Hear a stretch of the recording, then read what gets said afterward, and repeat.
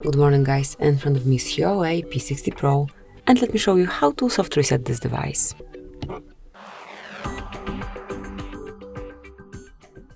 So basically all you have to do is to tap on power button along with volume down button and keep holding.